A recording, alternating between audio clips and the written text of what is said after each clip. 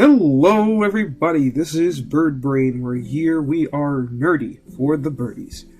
It is Friday night as I record this, and the Eagles are getting ready to take on the Dallas Cowboys, but the Eagles have played 8 games through this regular season. They are 6-2, looking at an opportunity to add to the win column this week before they take on the Washington Commanders, so we're roughly at the halfway point of the season. So I figured it'd be a good time to kind of do a mid-season grade on the team, where I grade each position or player within position, so to speak, depending, and that'll make sense in a sec. But yeah, I think this is a good opportunity to kind of reflect on where everyone is, how the team is developed, and we'll do another end of season grade whenever the season ends. So before we start, to kind of clarify how the grades will work, I'm grading mainly by position, but there are certain positions where there's like 1 or 2 players featured for the position, so that grade is mainly reflective of them. So if I'm grading, for example, quarterback, that's mostly going to reflect Jalen Hurts, because he's the only quarterback to start games for the Eagles. If I'm grading a position, though, like offensive line, it's by the collective group more than it is by any one individual. So that might affect how the grades look. I know some people are going to have some opinions because of where things are ranked, but I'm looking at the positions mostly as a whole, and it's only on players who have played. So if you have positions, right, where not many position players have played, for example, again, like quarterback, I'm not judging like Kenny Pickett and Tanner McKee. I'm judging purely Jalen. So hopefully that makes sense. So let's get into our grades, and we're going to start with the quarterback position. And this is a bit of a difficult position to grade, because I'll be honest, I almost did a quarter season grades video after the Bucs game. I was unable to because I just didn't have time that week because I was away. But if I were to, right at the time, rank Jalen, he'd probably be ranked around a C. If I were to rank Jalen off of how he has played since then, he'd be ranked, around an A. But we're grading Jalen to this point in the season, and right now, at the halfway point, he gets a B+ for the quarterback position. Again, we're not grading Kenny Pickett because he's only done some handoffs here and there, and that doesn't really tell me anything, and Tanner McKee hasn't taken any snaps at all either. So, in reality, the grade really is indicative of him. I thought, I really have been impressed with the way he's played the last couple of weeks. Especially the last 2 games. And it feels like he's really starting to hit his stride in the offense. He's not turning the ball over.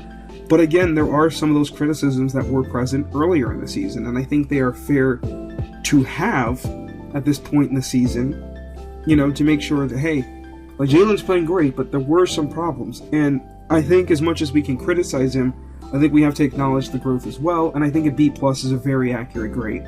If he continues playing the way he is, I would be very surprised if he doesn't end up with an A at the end of the year. Moving on to the running back position, mostly focusing on Kenny Gainwell and Saquon Barkley, as they have taken a good amount of snaps at the running back position. Will Shipley has gotten snaps, and we even have a fullback now in Ben Van Sumeren. So, but this grade mostly reflects Saquon and Gainwell. And the running back position, I'm going to give an A-.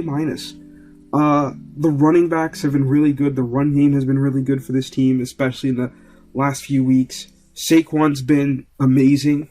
And I think an A- grade is pretty good, because I do think outside of Saquon, we haven't seen too much from the running back group. Gainwell has had a few plays here and there. Shipley almost had a touchdown, but it was called back. But more or less, we just haven't seen a ton out of them yet. I hope they kind of diversify it a little bit more to kind of give Saquon a little more reprieve as the season goes on.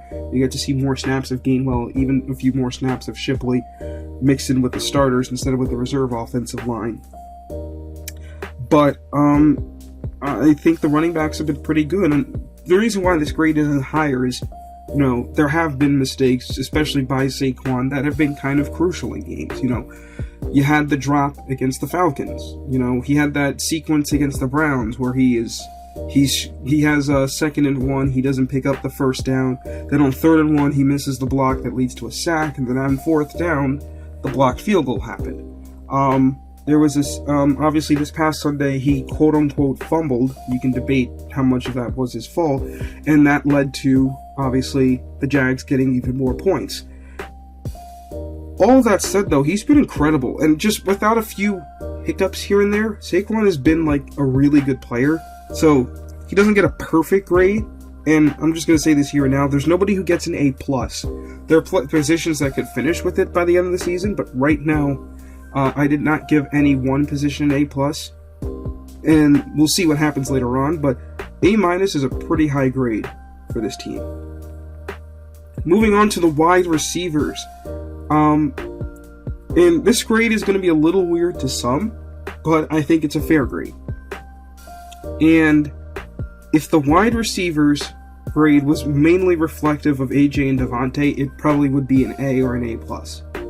However, we have to factor in the other wide receivers, and that's why the grade goes down to a B+.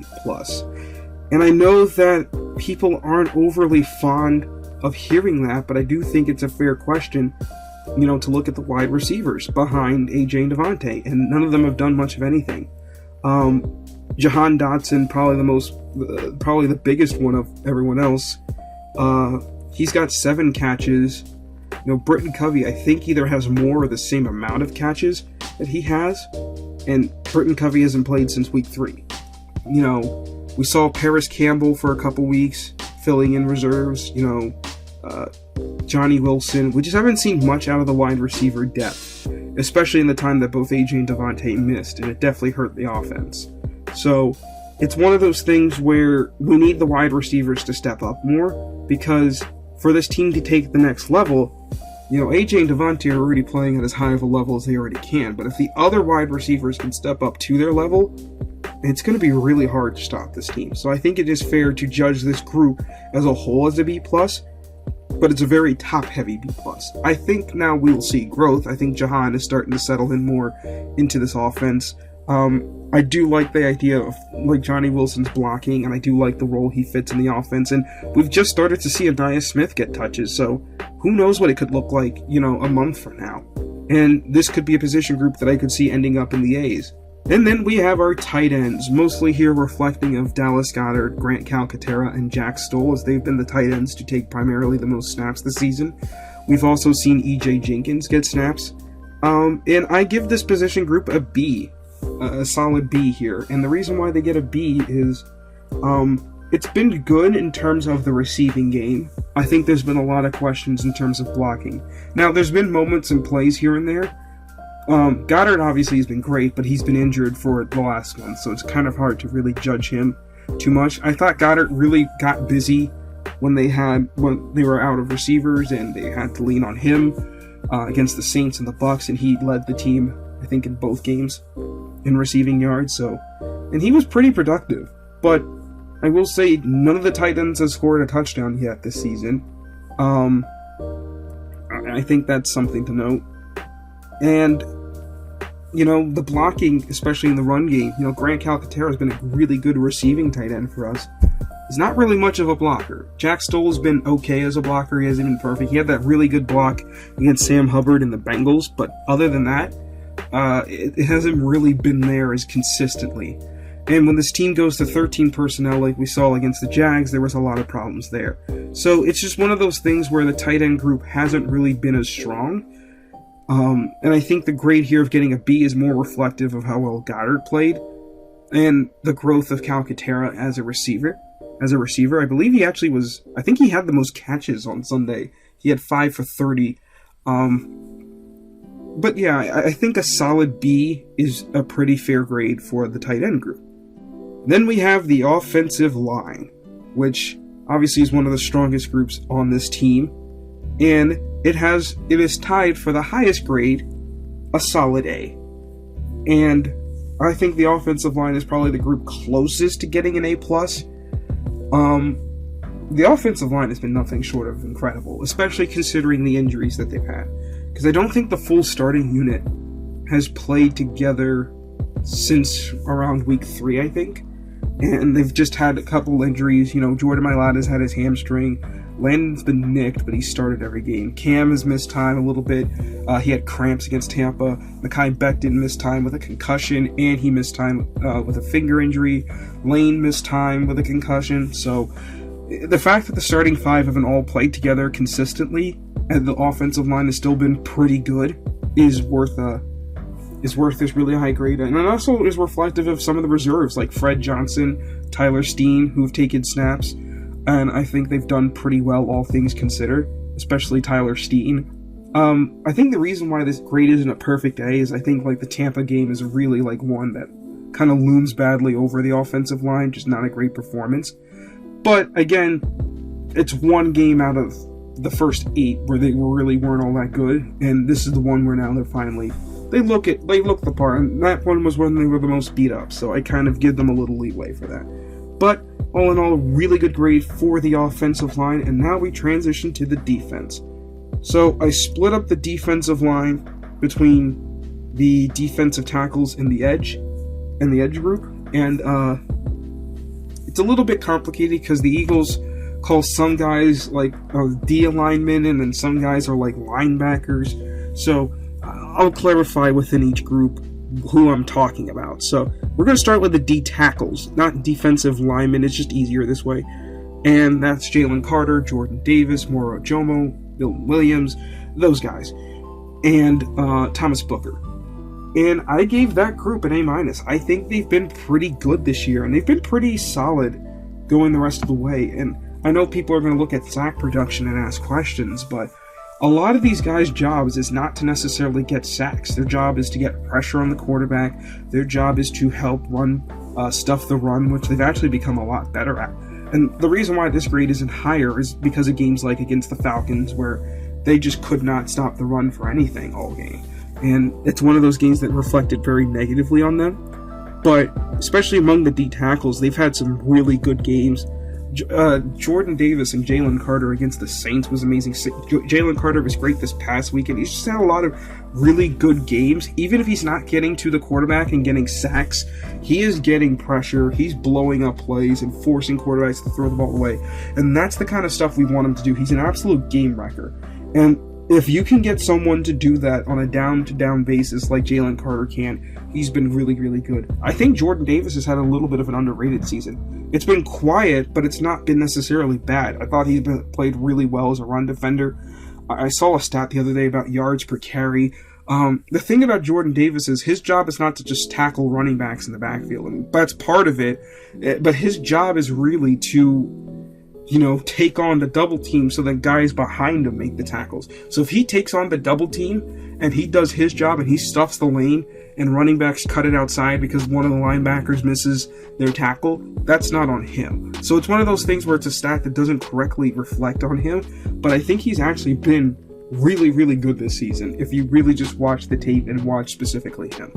Moro Ojomo is really starting to flash as a pass rusher. He's had a couple near sacks that have gone to other guys because he doesn't quite finish them, but he's had some really good pressure.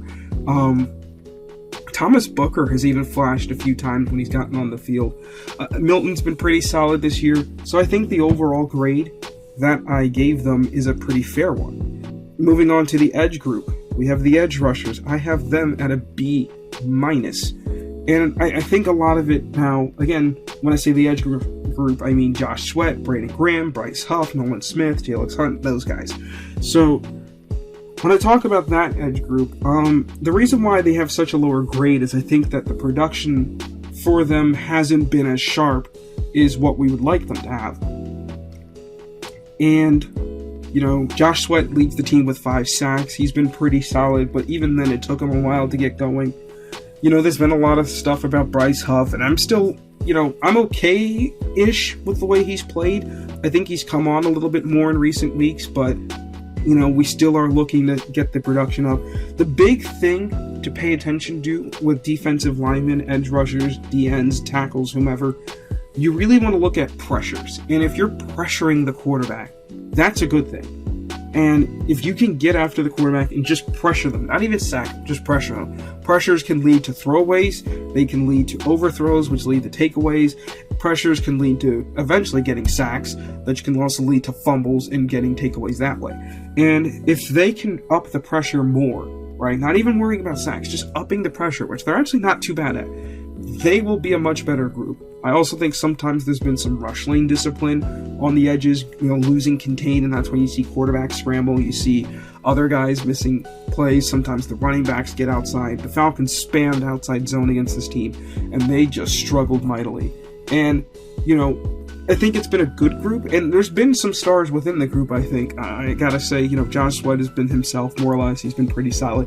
Brandon Graham is still doing it at 35, 36, I forget how old he is now, but he's still doing it, and he looks really, really good. He's made some really smart veteran defensive plays this year.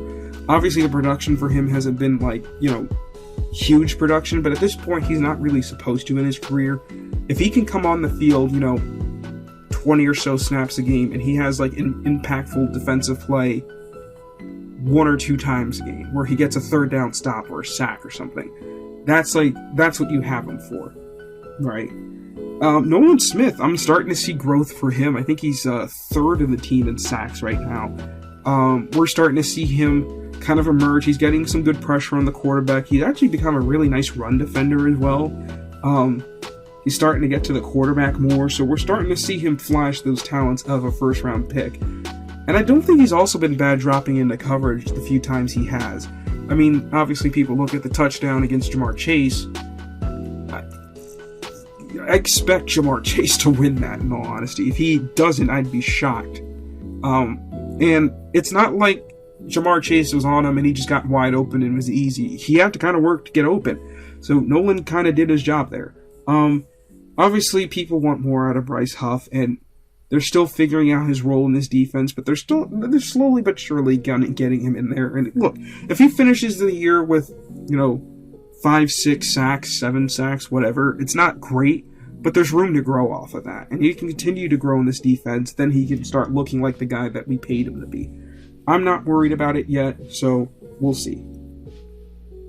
Moving on to linebackers, and if I were to grade them off of this past game, they'd probably get an A+, but we have to grade them fairly off of the games that they have played, and I've given them a B+. It's been shaky. Nakobe and Zach Bond have been our duo pretty much the entire season. And look, there have been times where it was shaky. I can think of games like against the Falcons, against Tampa. They both kind of had their struggles. Zach Bond has just become a Pro Bowl caliber linebacker. And I may even go as far as to say All-Pro. I don't know if he'll make first team or second team All-Pro, but he has become one of those guys that has just been absolutely outstanding to watch at the position. He's taking command of that, and he looks incredible. And I'm really impressed by the growth of Nakobe Dean. And again, this grade is more reflective of games past than games present. And we're starting to see more consistency in that room. And people forget, Nakobe Dean has not started 17 games to this point in his career. He's played in some here and there. He started a few last year. Obviously, he didn't play the full season. So he's essentially kind of still a rookie, still kind of getting his feet wet, getting comfortable playing on this defense, and we're seeing him get more and more comfortable. There was this really great moment this week. We saw it in the mic'd up that he had this week. We saw it in his press conference where he talked about this play that he got the interception off of, and he knew it. He'd seen it repped in practice. He knew the Jags would run it.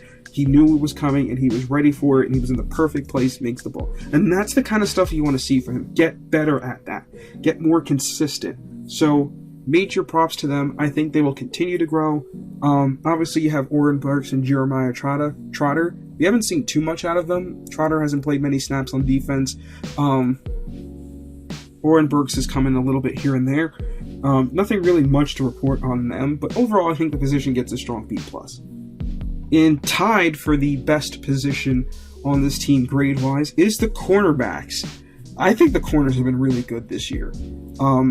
Obviously, this includes Slay, Quinion, Cooper DeJean, Maddox.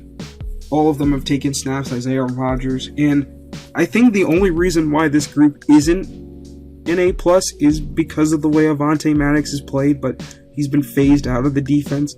We gotta give major props to the rookies. I mean, Quinion and Cooper have been nothing short of incredible.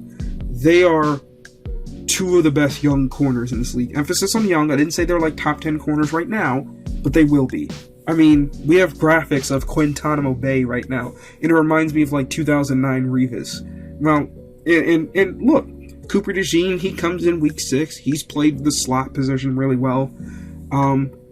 We've seen Isaiah Rodgers make some plays in the absence of Slay. Keely Ringo's gotten snaps. And I'll say it, I think even Slay's played fairly well this season. He's had his moments here and there. He's definitely not the Slay of old, but he's still a very good corner.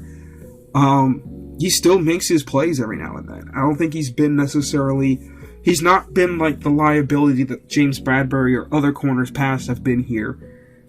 He has been really, really sharp. The only cornerback really on the team that hasn't has been Maddox, and there's a reason why he just doesn't play as much anymore. And he's also probably the reason why this grade isn't an A+, but that's been a really strong group overall. And then we go to the safeties, which mainly focuses on Reed Blankenship and Chauncey Gardner-Johnson, and I gave them a solid B. And I gave them a B simply because I think it's interesting. If I graded Reed, he'd probably be like a low A. Grading Chauncey, he'd probably be like a low B, high C. They have the most takeaways on the team. Reed Blankenship has 2 interceptions. Chauncey Gardner-Johnson has 1. Safety play, especially from Chauncey, has been very, very mixed. I think Reed's really been pretty solid and kind of underrated how good he's been this season. CJ has been kind of up and down. There's things that he can do well, and there's things that, he struggles with. And, I definitely think it's hurt. But I think especially that the more I think about it, like, if he's the weak link of the secondary in terms of the 5 main starters, being him and Reed, Slay, Quinyon, and Cooper, in terms of, like, nickel defense, I'm fine with that. Like, I can live with his mistakes. Because as a safety, he's going to be deep. He's not going to be manned up all the time. He's not always going to be in situations where he's going to get exposed in coverage. So it happens once or twice a game. It's not the best thing, but it's not like everyone getting beat like it was last year. So I think he's been pretty solid for us. I also do want to briefly mention Tristan McCullum and Sidney Brown. We haven't seen too much of them starting games and getting action. Sidney Brown, I can't wait to see get into the mix. He had a really good play against the Giants. He just comes in reserves and he almost gets a pick off of Drew Lock. He had a great forced fumble on special teams, but obviously we're grading players on defense. But yeah, moving on to special teams. And this grade is the lowest I'm going to give. And special teams is referring to both the unit and certain players. And I'm going to give special teams a C+. And the reason why special teams gets a C+ is I think they've made some mistakes here and there, and I think the good hasn't necessarily outweighed the bad enough to be graded higher. Jake Elliott this year has been pretty solid. He hasn't been as good as previous seasons. He's missed 3 times from 50 yards. Now, in fairness to his 3 misses, I think he's of his 50-yard attempts, he's actually missed all 3. One of them was the blocked kick, one of them was from 60, and then one of them was the one from this past week. It's just one of those things that you kind of do rely on Jake, or you should, given some of the decision-making recently, if you kind of don't. And I think that there's been a couple times that the neglect to get taking the points, and Jake Elliott's cold, and you're like, okay, go kick a 60-yard field goal, go kick a 57-yard field goal. I kind of would rather have him have some reps kicking earlier on in games. I know you have the offense with the capacity to score touchdowns, but you can also take field goals. You never go broke taking a profit. In terms of punting, Braden Mann's been pretty good. Obviously, we did have a blocked punt against the Saints. We had that disastrous play against the Bucs where Isaiah Rodgers knocks a guy into Cooper DeJean and forces him to fumble, and literally the next drive after that, Keely Ringo collided with Cooper DeJean. But special teams also did just get a takeaway this past week. I just think that special teams has kind of made like a mistake or two every game where it just feels like they've made that like one mistake and they've put us in a bad position.